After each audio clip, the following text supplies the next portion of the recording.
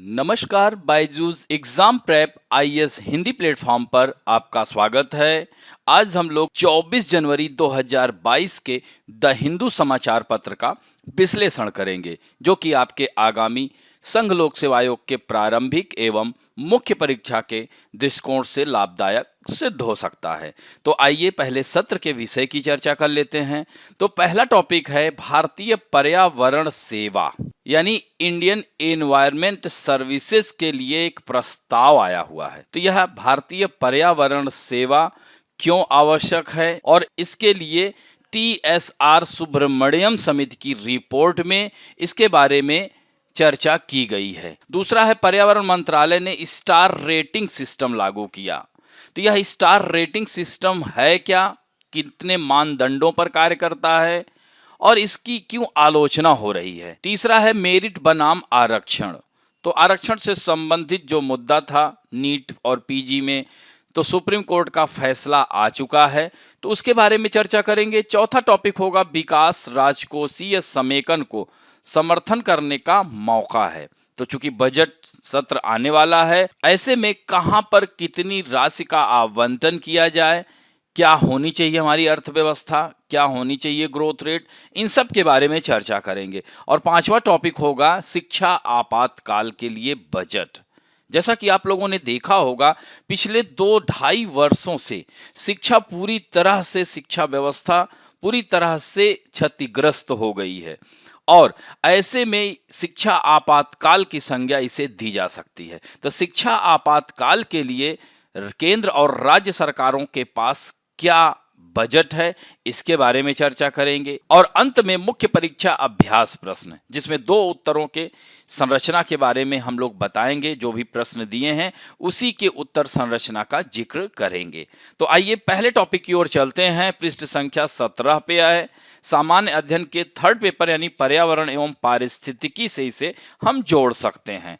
तो भारतीय पर्यावरण सेवा के लिए एक प्रस्ताव आया हुआ है और पर्यावरण पर TSR सुब्रमण्यम की रिपोर्ट की सिफारिशें क्या थी, तो उन्हीं सिफारिशों में से एक यह भी है भारतीय पर्यावरण सेवा। तो सुब्रमण्यम समिति का गठन चूंकि 2014 में ही देश के हरित कानूनों और पर्यावरण वन एवं जलवायु मंत्रालय द्वारा अपनाई जाने वाली प्रक्रियाओं की समीक्षा के लिए इसे किया गया था। तो इसने तत्कालीन सरकार के आर्थिक विकास के एजेंडे के साथ संरेखित करने के लिए कई संशोधनों का सुझाव दिया। तो सुप्रीम कोर्ट ने सरकार से पूछा है कि क्या वह 2014 में पूर्व कैबिनेट सचिव TSR सुब्रमण्यम की अध्यक्षता वाली समिति की सिफारिश के अनुसार एक भारतीय पर्यावरण सेवा बनाएगी। तो यहां पर हमें चर्चा करना है भारतीय पर्यावरण सेवा की। तो क्या है TSR सुब्रमण्यम की रिपोर्ट। तो 2014 में केंद्र ने पर्यावरण मंत्रालय की प्रक्रियाओं, कानूनों और अधिनियमों की समीक्षा के लिए इनकी अध्यक्षता में एक उच्च स्तरीय समिति का गठन किया था। तो रिपोर्ट प्रस्तुत करने के बाद उस समय तत्कालीन जो मंत्री थे प्रकाश जावड़ेकर जी ने यही कहा था कि यह एक ऐतिहासिक उपलब्धि है जो विकासात्मक प्रतिबद्धताओं और पर्यावरण संरक्षण को संतुलित करेगी। तो समिति ने क्या सिफारिश की थी। तो रिपोर्ट ने एक पर्यावरण कानून अधिनियम का प्रस्ताव दिया, जिसमें पूर्णकालिक विशेषज्ञ निकायों, राष्ट्रीय पर्यावरण प्रबंध प्राधिकरण और राज्य यानी NEMA और राज्य पर्यावरण प्रबंधन प्राधिकरण की कल्पना की गई थी, जिन्हें क्रमशः केंद्र और राज्य स्तरों पर इसे निर्मित किया जाए। तो एकल खिड़की मंजूरी प्रदान करने की, यानी कि अलग अलग जगहों पर जाने की आवश्यकता नहीं है, एक ही स्थान पर। तो इस तरह से समयबद्ध तरीके से परियोजना मंजूरी, प्रौद्योगिकी और विशेषज्ञता का उपयोग हासिल करके इसका मूल्यांकन करना है। पर्यावरणीय निर्णय लेने की प्रक्रिया में तेजी लाने के लिए परियोजनाओं जैसे सड़कों, रेलवे, ट्रांसमिशन लाइनों, बिजली और खनन परियोजनाओं, राष्ट्रीय महत्व की परियोजनाओं के लिए फास्ट ट्रैक प्रक्रिया यानी त्वरित कार्रवाई की जाए, इसके लिए सुझाव दिया गया। और मौजूदा केंद्रीय प्रदूषण नियंत्रण बोर्ड और राज्य प्रदूषण नियंत्रण बोर्ड जो पर्यावरण की सुरक्षा के लिए उद्योगों पर लगाई गई शर्तों की निगरानी और विनियमन करते हैं, को नए निकायों के अस्तित्व के आने के बाद नेमा और सेमा में, यानी इन दोनों में इसको एकीकृत करने का भी प्रस्ताव इस समिति ने किया है। तो परियोजना मंजूरी के संबंध में नेमा और सेमा तथा जो मंत्रालय है के फैसलों के खिलाफ एक अपीलीय तंत्र का भी सुझाव दिया है, जिसमें अपीलों को निपटाने के लिए 3 महीने की समय सीमा निर्धारित की गई है। तो इसी तरह से रिपोर्ट में यह भी सिफारिश की गई है कि प्रत्येक परियोजना के लिए पर्यावरण को हुए नुकसान के आधार पर पर्यावरण पुनर्निर्माण लागत का आकलन किया जाना चाहिए और इसे परियोजना की लागत में जोड़ा जाना चाहिए और इस लागत को परियोजना के दौरान प्रस्तावक से उपकर या शुल्क के रूप में वसूल किया जाना चाहिए। और पर्यावरण शासन में उच्च प्रौद्योगिकी के अनुप्रयोग को लाने के लिए भारतीय वानिकी अनुसंधान और शिक्षा परिषद की तर्ज पर एक राष्ट्रीय पर्यावरण अनुसंधान संस्थान का भी प्रस्ताव इस रिपोर्ट में रखा गया था। और अंत में पर्यावरण क्षेत्र में योग्य और कुशल मानव संसाधन की भर्ती के लिए एक भारतीय पर्यावरण सेवा भी प्रस्ताव में लाया गया। तो क्या सरकार ने इस रिपोर्ट को स्वीकार कर लिया है? तो केंद्र ने कभी भी इस रिपोर्ट को औपचारिक रूप से स्वीकार नहीं किया, न ही संसदीय स्थायी समिति द्वारा अनुशंसित एक नई समिति का गठन भी किया।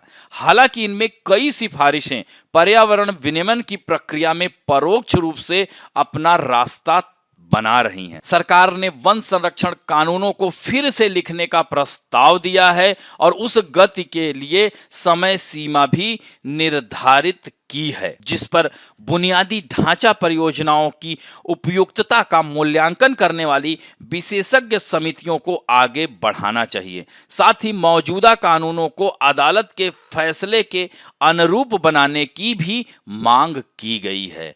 तो भारतीय पर्यावरण सेवा का विषय कैसे सामने आया? क्योंकि सुप्रीम कोर्ट एक वकील द्वारा दायर एक याचिका का जवाब दे रहा था, जिसके वकील ने कहा कि पर्यावरण के मामलों में विशेष विशेषज्ञता की आवश्यकता है। वर्तमान में पर्यावरण विनियमन के मामले पर्यावरण और वन मंत्रालय के वैज्ञानिकों के साथ साथ भारतीय प्रशासनिक सेवाओं के नौकरशाहों पर टिके हुए हैं।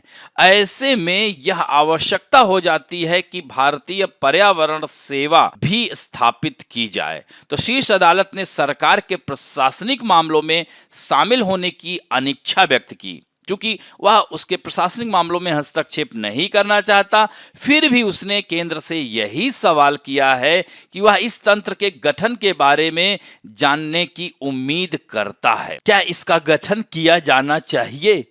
तो भारतीय पर्यावरण सेवा किस प्रकार योगदान देगी?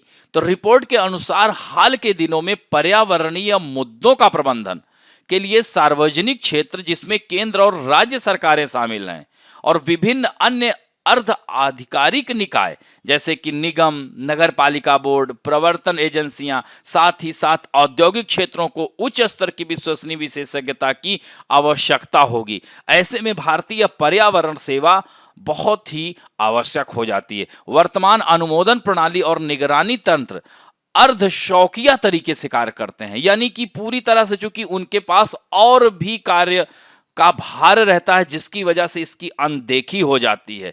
तो ऐसे में एक नई भारतीय पर्यावरण सेवा बनाई जानी आवश्यक है और सेवा में कर्मचारियों की भर्ती के लिए एक विशेषज्ञ समिति और मिनिस्ट्री, कार्मिक और प्रशिक्षण विभाग और यूपीएससी के परामर्श से खुली प्रतियोगिता के माध्यम से भर्ती के लिए प्रवेश योग्यता और अन्य विवरणों की जांच कर सकती है। अब बढ़ते हैं दूसरे महत्वपूर्ण, ये भी सामान्य अध्ययन के, इसको थर्ड पेपर पर्यावरण एवं पारिस्थितिकी से ही जोड़ सकते हैं। पृष्ठ संख्या 8 के संपादकीय पृष्ठ पे आया हुआ है। तो इसमें है पर्यावरणीय लागत का आकलन और परियोजनाओं का लाभ, जल्दबाजी में नहीं करना चाहिए। ऐसा क्यों कहा जा रहा है? क्योंकि केंद्रीय पर्यावरण मंत्रालय ने एक स्टार रेटिंग सिस्टम को लागू करने के एक कदम ने इसके एक आधिकारिक विज्ञप्ति के सार्वजनिक होने के बाद विवाद हो गया है, क्योंकि इस स्टार रेटिंग का आलोचना भी हो रही है। तो इस योजना के तहत ऊंची रैंकिंग हासिल करने के लिए राज्य प्राधिकरणों को संतोषजनक रूप से 7 मानदंडों को पूरा करना होगा, जिससे उन्हें अधिकतम 8 अंक मिल सकते हैं। तो इन मानदंडों में अन्य बातों के अलावा ईसी प्रदान किए जाने में तेजी, स्थलों के दौरे और 6 महीने के भीतर प्रस्तावों का निपटान किए जाने का प्रतिशत शामिल है। लेकिन शोधकर्ताओं और कार्यकर्ताओं ने इस कदम की आलोचना की है, जिनका कहना है कि इसके नतीजे राज्य ईसी देने में जल्दबाजी करेंगे और ठीक से समीक्षा नहीं करेंगे। तो नई व्यवस्था में क्या सुझाया गया है? तो इस नए सिस्टम के अनुसार राज्य पर्यावरण प्रभाव मूल्यांकन प्राधिकारी 6 मानदंडों के लिए 1 अंक तक प्राप्त कर सकते हैं और बाकी 1 मानदंड के लिए 2 अंक तक हासिल कर सकते हैं। तो SEIAs के हर 6 महीने पर रेटिंग की जाएगी, जिसे मंत्रालय एक गतिशील प्रक्रिया कह रहा है। पहला मानदंड है कि ईसी प्रदान करने के लिए दिनों की औसत संख्या, यानी जो राज्य प्रस्ताव मिलने के 80 दिनों के भीतर ऐसा कर पाते हैं तो वो 2 अंक तक अर्जित कर सकते हैं, यानी एक अतिरिक्त। और 105 दिन तक या उससे कम ईसी देने पर राज्यों को 1 अंक मिलेगा और 105 से 120 दिन के भीतर देने पर राज्यों को आधा अंक। और दूसरा मानदंड है उन विचारार्थ प्रस्तावों, जिसे TOR कहते हैं, का प्रतिशत है जिनका निपटान उनकी प्राप्ति के 30 दिन के बाद हो जाता है। तो TOR SIIAA द्वारा जारी एक दस्तावेज होता है जिसमें एक उचित पर्यावरण प्रभाव आकलन के लिए आवश्यक तत्वों का सारांश दिया गया होता है, जो SEIAJ 80 से 90% का निपटान कर लेती है और उन्हें आधा अंक मिलेगा, यानी 80 या उससे कम मंजूरी पर राज्यों को 0 अंक मिलता है। तो आकलन के अन्य मानदंडों में यह भी है कि प्राधिकारी ने ईसी और TOR प्रस्ताव स्वीकार करने के औसतन कितने दिनों का समय लिया है। प्राधिकारियों के 5 दिन या उससे कम के प्रस्तावों को स्वीकार करने के लिए 1 अंक मिलेगा। तो प्राधिकारी द्वारा शिकायतों को देखने में कितना समय लगा। जो प्राधिकारी उन्हें मिली सभी शिकायतों को देख लेते हैं तो उन्हें 1 अंक और मिलेगा। तो इस तरह से जो 50% से कम को देख पाते हैं उन्हें कोई अंक नहीं मिलेगा। और अंत में राज्यों की इस आधार पर रेटिंग होती है कि उनके अधिकारियों ने कितनी मर्तबा स्थलों के दौरे किए हैं, और जो राज्य स्थलों के कम दौरे करते हैं उन्हें 10% या उससे कम उन्हें अधिकतम 1 अंक दिया जाएगा, जबकि 20% से अधिक मामलों में स्थल का दौरा करने वाले राज्यों को 0 अंक मिलेंगे। तो इस तरह से आप देख रहे हैं यह स्टार रेटिंग किस प्रकार दिया जा रहा है। अब पर्यावरण मंजूरी प्रक्रिया है क्या, यानी ईसी प्रक्रिया है क्या? तो यानी ईसी प्रक्रिया की जरूरत 39 प्रकार की परियोजनाओं में पड़ती है, जो 2006 की पर्यावरण प्रभाव आकलन अधिसूचना में इसे सूचीबद्ध किया गया है। तो इनमें खनिज पदार्थों की खुदाई, हवाई अड्डों, शहरों का निर्माण, थर्मल पावर प्लांट जैसी परियोजनाएं शामिल हैं। तो इन परियोजनाओं को इस आधार पर श्रेणीबद्ध किया जाता है कि उन्हें किस प्रकार की पर्यावरण मंजूरी की आवश्यकता है। तो इस तरह से ए श्रेणी की परियोजनाओं के लिए केंद्र के स्तर से पर्यावरण मंजूरी लेना आवश्यक होता है और बी श्रेणी की परियोजनाओं के समीक्षा के लिए राज्य स्तर पर जो है मंजूरी लेना आवश्यक होता है। तो आमतौर पर पर्यावरण मंजूरी के 4 चरण, यानी इन्वायरमेंटल क्लियरेंस जिसे ईसी कहते हैं, 4 चरण होते हैं: छानबीन, स्कोपिंग, सार्वजनिक परामर्श और मूल्यांकन। तो इसमें जो छानबीन शब्द है, इसमें SIIAJ बी श्रेणी की, यानी राज्य सरकारें बी श्रेणी की परियोजनाओं के लिए छानबीन करती हैं और यह तय करने के लिए कि क्या किसी परियोजना विशेष का पर्यावरण प्रभाव आकलन कराए जाने से पहले और अधिक अध्ययन किए जाने की जरूरत है और दूसरा है स्कोपिंग। यह ए और B1 श्रेणी की परियोजनाओं के लिए की जाती है और इसमें पर्यावरण प्रभाव आकलन के लिए TOR लिखा जाता है। पर्यावरण मंजूरी का जो अगला चरण होता है सार्वजनिक परामर्श, तो जिसमें पर्यावरण प्रभाव आकलन रिपोर्ट पर एक जन सुनवाई होती है ताकि उसकी जांच की जा सके और परियोजना से प्रभावित होने वालों की आवाज भी सुनी जा सके। और अंत में क्या है, मूल्यांकन। तो मूल्यांकन की स्टेज पर केंद्र के स्तर पर एक विशेषज्ञ मूल्यांकन समिति जिसे EAC या राज्य के स्तर पर उसकी समकक्ष पर्यावरण प्रभाव आकलन की बारीकी से जांच करती है और अंतिम मंजूरी प्रदान करती है। और पर्यावरण कानूनों में अन्य बदलाव आपने देखा होगा पिछले वर्ष भी और उससे पहले भी। तो रेटिंग के इस ताजा सिस्टम से पहले भी पर्यावरण मंत्रालय ने पर्यावरण अनुपालन मानदंडों में ढिलाई देने के लिए कई दूसरे उपाय भी सुझाए हैं। जैसे यहाँ पर आप देख सकते हैं, भारत की तटीय नियमन क्षेत्र अधिसूचना 2019 को नवंबर 2021 में संशोधन की कोशिश की, जिससे कि कच्चे तेल और प्राकृतिक गैस की खोज और विकास गतिविधियों को अनिवार्य मंजूरी लेने से छूट दी जा सके। इसी तरह से पिछले वर्ष अक्टूबर में वन अधिनियम में कई संशोधनों का प्रस्ताव पारित किया गया। तो इस तरह से रेटिंग सिस्टम की आलोचना क्यों हो रही है? तो इस नए रेटिंग सिस्टम की आलोचना इसलिए हो रही है क्योंकि कार्यकर्ताओं और स्कॉलर्स के अनुसार इसके परिणाम स्वरूप SEIAJ यानी राज्य जो पर्यावरण मंजूरी प्रदान करने में कई चूक हो सकती है। इस सिस्टम से यह सुनिश्चित हो जाएगा कि राज्य का लक्ष्य ये रहेगा कि कम से कम समय अवधि में परियोजनाओं को मंजूरी दे दी जाए, तो जिसकी वजह से ठीक से इसका समीक्षा नहीं करेंगे। तो एक से अधिक बार अतिरिक्त जानकारी मांगने पर दंडित किए जाने के नतीजे में राज्य सरकारें अपर्याप्त डेटा के साथ मंजूरी देने लगेंगी। चूंकि किसी क्षेत्र विशेष के जैव विविधता प्रोफाइल पर मौसमी बदलाव का भी असर पड़ता है, तो बार बार अगर मांगेंगे तो अलग अलग आएगा। तो इससे ऐसी स्थिति उत्पन्न हो सकती है जिनमें आप उतना समय नहीं दे सकते और जो एहतियात के साथ फैसले लेने के लिए चाहिए होता है। तो इससे राज्यों के बीच एक बनावटी प्रतिस्पर्धा पैदा हो जाएगी, जिसके नतीजे में उद्योग उन राज्यों में जाना पसंद करेंगे जहां पर्यावरण मंजूरी ज्यादा तेजी से मिलती है। तो इस तरह से यही कारण है कि स्टार रेटिंग की यह आलोचना की जा रही है। अब बढ़ते हैं तीसरे महत्वपूर्ण लेख की ओर, सामान्य आदेश को राज्य व्यवस्था से जोड़ सकते हैं। तो गलत द्विभाजन। तो सुप्रीम कोर्ट ने एक बार फिर मेरिट बनाम आरक्षण बहस को संबोधित किया है। सुप्रीम कोर्ट ने राष्ट्रीय पात्रता और प्रवेश परीक्षा यानी PG नीट आरक्षण मामले में कहा कि नीट के ऑल इंडिया कोटे में यानी अखिल भारतीय कोटे में PG और UG के लिए 27% OBC आरक्षण संवैधानिक रूप से मान्य होगा।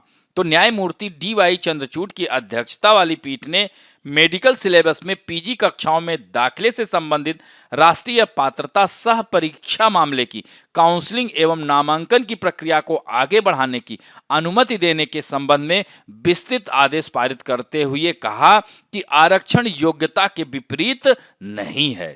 और इस तरह से अनुच्छेद 15 का 4 और 5 वास्तविक समानता के पहलू हैं। तो प्रतियोगी परीक्षाएं आर्थिक सामाजिक लाभ को प्रतिबंधित नहीं करती हैं जो कुछ वर्गों को प्राप्त होता है। तो योग्यता को सामाजिक रूप से प्रासंगिक बनाया जाना चाहिए। आरक्षण योग्यता के विपरीत नहीं है, लेकिन इसके वितरण प्रभाव को बढ़ाता है। तो अदालत ने यही कहा है कि आरक्षण मेरिट या योग्यता के खिलाफ नहीं बल्कि सामाजिक न्याय है और मेरिट के साथ आरक्षण भी दिया जा सकता है। इसे विरोधाभासी नहीं मानना चाहिए। तो यह क्या मामला था? तो सुप्रीम कोर्ट में आरक्षण के खिलाफ कई याचिकाएं दायर की गई थी और दलील थी कि किसी उम्मीदवार को EWS कोटे का लाभ सालाना आय 8 लाख रुपए से कम होने पर मिलता है, जो कि गलत है। तो इस तरह से याचिका दाखिल करने वालों का तर्क है कि इतनी आय वाला परिवार आर्थिक रूप से पिछड़ा नहीं होता। इसके जवाब में केंद्र सरकार ने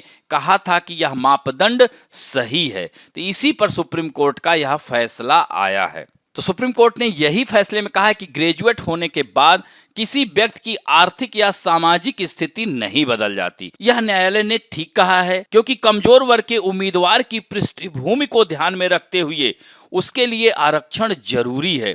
जब किसी भी PG कोर्स के लिए आरक्षण लागू हो, फिर नीट में क्यों नहीं हो सकता? इसी तरह से प्रतियोगी परीक्षाओं में अर्जित अंक किसी की योग्यता का एकमात्र मापदंड नहीं हो सकता। योग्यता को सामाजिक रूप से प्रासंगिक बनाना होगा। आरक्षण योग्यता का विरोधाभासी नहीं है। इसी तरह से उम्मीदवार की सामाजिक और आर्थिक पृष्ठभूमि को भी योग्यता के संबंध में अधिक प्रासंगिक बनाने की जरूरत है, क्योंकि सिर्फ परीक्षा मेरिट की प्रॉक्सी नहीं है और मेरिट को सामाजिक संदर्भ में देखा जाना चाहिए, क्योंकि देश में पिछड़ापन दूर करने के लिए आरक्षण के महत्व को नकारा नहीं जा सकता है। और यह भी हो सकता है कि जिन्हें आरक्षण दिया जा रहा है वे पिछड़े ना हों, लेकिन ऐसे कुछ उदाहरणों के आधार पर आरक्षण की भूमिका को नकारना गलत होगा। सरकार ने नीट पीजी की काउंसलिंग से पहले आरक्षण लागू किया है। ऐसे में यह कतई नहीं कहा जा सकता कि सरकार ने खेल के नियम बदले हैं। और नीट पीजी और यूजी में यानी अंडर ग्रेजुएट में ओबीसी आरक्षण और ईडब्ल्यूएस आरक्षण संवैधानिक रूप से मान्य है और इसमें अब कोर्ट को दोबारा समीक्षा करने की आवश्यकता नहीं है। तो इस तरह से सुप्रीम कोर्ट ने यह इस पर फैसला सुनाया और यह आगे आने वाले, जैसे मराठा आरक्षण की बात चल रही है, तो उसके लिए काफी आसान होगा यह फैसला। अब बढ़ते हैं नेक्स्ट, पृष्ठ संख्या 8 पे ही है। यह इसको अर्थव्यवस्था से जोड़ सकते हैं। विकास राजकोषीय समेकन का समर्थन करने का मौका है, यानी आर्थिक गतिविधियों में 2 साल की वास्तविक वृद्धि को कोविड-19 द्वारा एकदम खत्म कर दिया गया, जिस पर बजट को ध्यान देना होगा। तो राष्ट्रीय सांख्यिकी कार्यालय ने 7 जनवरी 2022 को 2021-22 के लिए पहला अग्रिम राष्ट्रीय खातों का अनुमान जारी किया, जिसमें उन्होंने वास्तविक जीडीपी वृद्धि यानी 21-22 में 9.2 अनुमानित है, जो कि भारतीय रिजर्व बैंक और अंतरराष्ट्रीय मुद्रा कोष के 9.5 के अनुमान से 30 आधार कम है अंक। तो कोविड-19 की तीसरी लहर का प्रतिकूल प्रभाव, जैसा कि आपने देखा ही होगा, 18 दिसंबर को भी लेख आया था। तो इस तरह से तीसरी लहर की वजह से फिर से वह समस्याएं देखने को मिल रही हैं, जो मुख्य रूप से 2021-22 की अंतिम तिमाही को प्रभावित कर रहा है। तो विकास दर में लगभग 9% की और गिरावट समायोजित करने का आह्वान कर सकता है। तो जिन मुख्य क्षेत्रों ने अधिक मजबूत वसूली को रोक दिया है वह है व्यापार, परिवहन आदि, जो कि अब भी कुछ दिन पहले तक सुचारू रूप से चलने लगा था, लेकिन फिर से इस तीसरी लहर और अंतर्राष्ट्रीय स्तर पर ओमिक्रॉन के प्रभाव को देखते हुए लोगों ने फिर से इस पर लॉकडाउन जैसी स्थिति करने की कोशिश कर रहे हैं।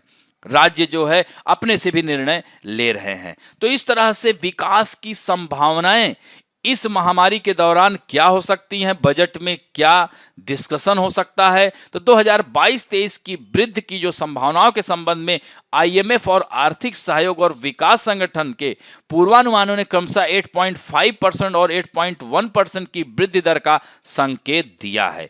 वास्तव में एनएसओ के अग्रिम अनुमानों के अनुसार 2021-22 के अंत में वास्तविक रूप से सकल घरेलू उत्पाद का परिमाण 147.5 लाख करोड़ होने का अनुमान है, जो कि 19-20 में 145.7 लाख करोड़ रुपए से थोड़ा अधिक है।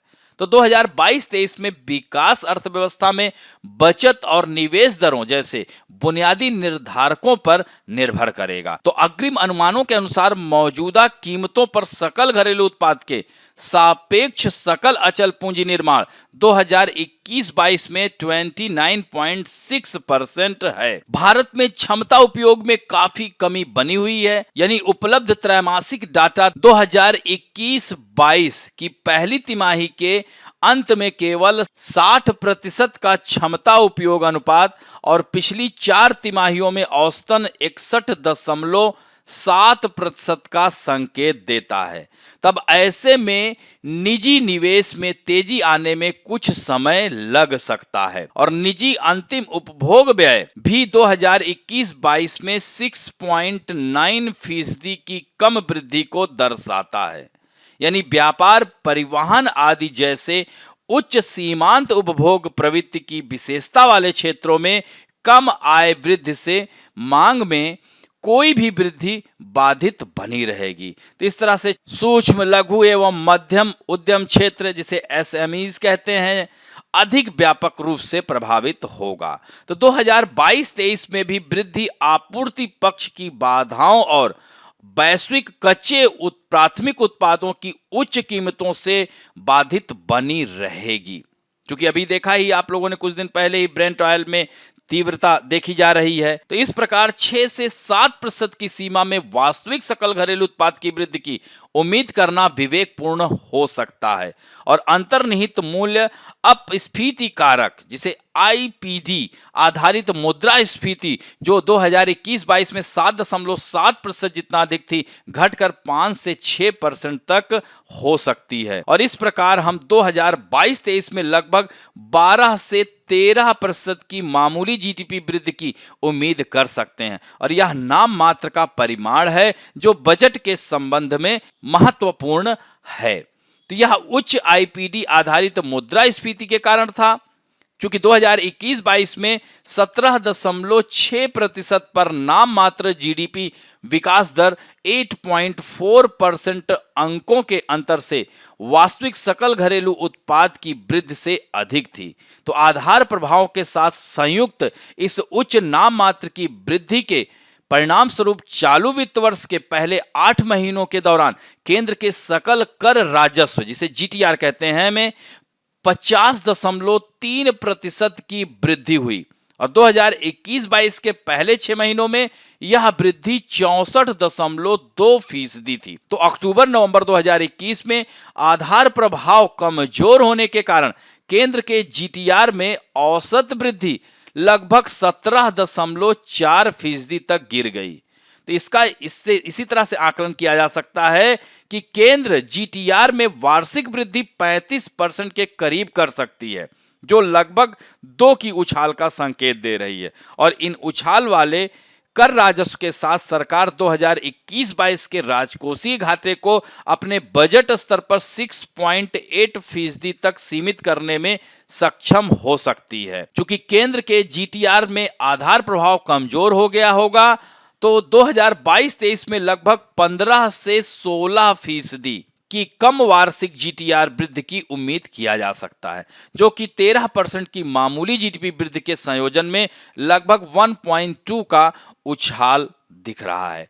तो इस तरह से व्यय प्राथमिकताएं क्या होंगी? तो 2022-23 में व्यय प्राथमिकताओं का उपभोग और निवेश मांग दोनों को पुनर्जीवित करने पर ध्यान देना चाहिए। यानी राष्ट्रीय अवसंरचना पाइपलाइन का पुनर्मूल्यांकन किया जाने चाहिए और मूल्य लक्ष्यों के संबंध में मौजूदा कमियों के, विशेष रूप से स्वास्थ्य क्षेत्र में मौजूदा कमियों को पूरा करने के लिए इसके मार्ग को फिर से ब्लूप्रिंट तैयार करने की आवश्यकता है। खपत की कमजोर मांग बनी हुई है, इसलिए महात्मा गांधी यानी मनरेगा को, जैसे ग्रामीण क्षेत्रों में मनरेगा ने इस आपदा में बहुत महत्वपूर्ण भूमिका निभाई, इसी तरह से शहर में भी कुछ अलग से करने की आवश्यकता है जो कि कोविड से प्रभावित हैं। तो राजकोषीय समेकन पर लौटने का समय है। आने वाले वर्षों में तेजी से विकास के लिए आधार तैयार करने के लिए राजकोषीय नीति का उपयोग करते हुए राजकोषीय समेकन के लिए एक क्रमिक वापसी पर विचार करना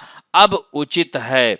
और 15वें वित्त आयोग ने भी एक राजकोषीय समेकन मार्ग का सुझाव दिया था, जहां 2022-23 के लिए केंद्र के राजकोषीय घाटे को सकल घरेलू उत्पाद के 5.5% बेंच मार्क किया था। तो इस तरह 2022-23 में राजकोषीय घाटे जीडीपी अनुमान में कमी को सकल घरेलू उत्पाद के लगभग 1% अंक तक सीमित करना विवेकपूर्ण हो सकता है। तो इस तरह से हम कह सकते हैं कि नई अनुभवजन्य वास्तविकताओं के आलोक में विशेष रूप से केंद्र और राज्य सरकारों के ऋण और राजकोषीय घाटे के स्थिरता मानकों की पुनः जांच करने के लिए एक उच्च शक्ति वाले अंतर सरकारी समूह का गठन किया जाना चाहिए। सरकारी ऋण पर ब्याज दर के संभावित स्तर को भी ध्यान में रखकर। अब बढ़ते हैं नेक्स्ट पृष्ठ संख्या 9 पर, सामान्य अध्ययन के सेकंड पेपर यानी शासन से इसको जोड़ सकते हैं।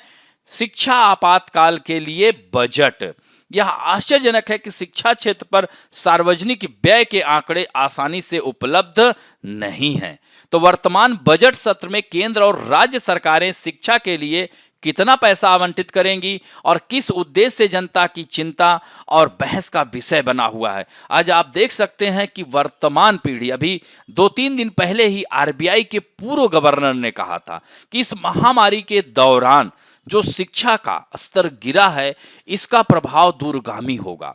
तो महामारी से पहले भी अधिकांश राज्यों पर शिक्षा पर सार्वजनिक खर्च अन्य मध्यम आय वाले देशों की तुलना में काफी कम था। थाईलैंड, इंडोनेशिया, इन सब देशों की तुलना में देखा जाए तो हमारे यहाँ शिक्षा पर बहुत ही कम बजट आता है। तो शिक्षा मंत्रालय के शिक्षा पर बजट व्यय के विश्लेषण के अनुसार अधिकांश प्रमुख राज्यों ने शिक्षा पर राज्य की आय का 2.5 से 3.1% तक ही खर्च किया है। सोचिए, जबकि कम आय वाले देशों ने इसी अवधि में अपने खर्च को सकल घरेलू उत्पाद के 3.2% से बढ़ाकर 3.5% कर दिया।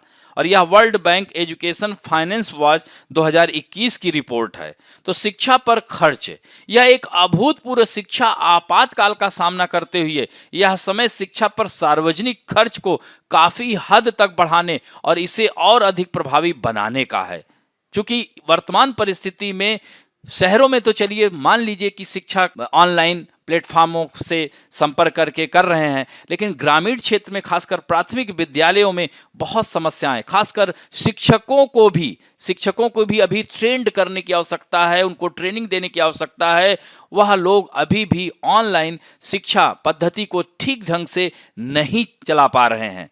तो इस तरह से प्रमुख राज्यों और दिल्ली में 8 ने, मतलब दिल्ली में से 8 ने, यानी प्रमुख राज्यों और दिल्ली में से 8 ने 2020-21 की तुलना में 21-22 में शिक्षा विभागों के लिए अपने बजट आवंटन को या तो कम कर दिया या लगभग बनाए रखा। 7 राज्यों ने 2 से 5% की मामूली वृद्धि की। केवल 6 राज्यों ने अपने आवंटन में 5% से अधिक की वृद्धि की।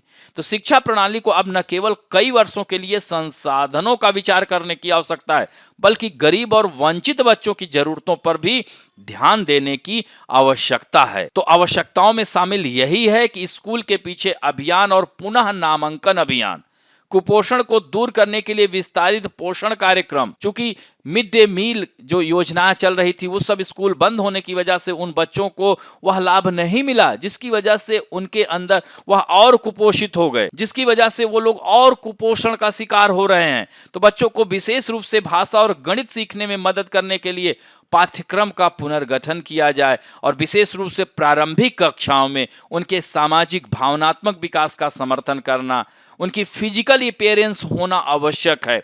अतिरिक्त शिक्षण सामग्री, शिक्षण प्रशिक्षण और चल रहे समर्थन, अतिरिक्त शिक्षा कार्यक्रम, छुट्टियों और सप्ताहांत के दौरान शिक्षण समय में वृद्धि किया जाए। निजी स्कूलों से छात्रों के स्थानांतरण से निपटने के लिए जहां आवश्यक हो अतिरिक्त शिक्षक और शिक्षण सहयोगी और डेटा का संग्रह और विश्लेषण, यह सब आवश्यक है। तब इसके लिए क्या है? इसके लिए आवश्यकता पड़ती है बजट की, यानी बजट में इस आपातकाल के दौरान, या कह सकते हैं ये शिक्षा का भी आपातकाल चल रहा है, तो ऐसे में बजट बहुत आवश्यक हो जाता है। तो महामारी के कारण होने वाली आपदा की सार्वजनिक शिक्षा प्रणाली को पुरानी अंडर फंडिंग को उलटने का अवसर भी हो सकता है। यानी कह सकते हैं कि जो पुरानी व्यवस्था चल रही थी अब उसको नए तरीके से व्यवस्थित किया जा सकता है। क्योंकि नई शिक्षा नीति भी आ चुकी है, तो अब ऐसे में डिजिटल इंडिया योजना का उपयोग करते हुए गांव-गांव तक ऑनलाइन शिक्षा को पहुंचाया जा सकता है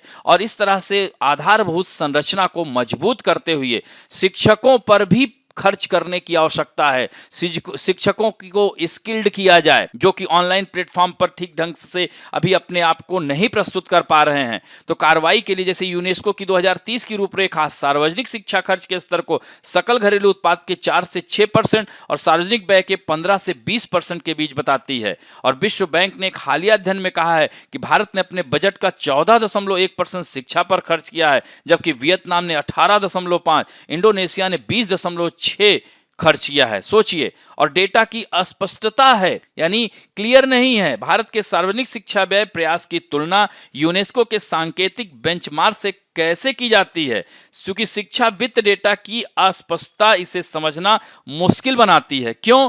उदाहरण के लिए देखते हैं 2020-21 में आर्थिक सर्वेक्षण के अनुसार शिक्षा पर संयुक्त केंद्र और राज्य सरकार का जो खर्च था 18-19 में सकल घरेलू उत्पाद का 2.8% का अनुमान था और यह आंकड़ा 14-15 के बाद से इसी स्तर पर बना हुआ है। अब बताइए, तो अब ऐसे में कैसे स्पष्ट आंकड़े आएंगे?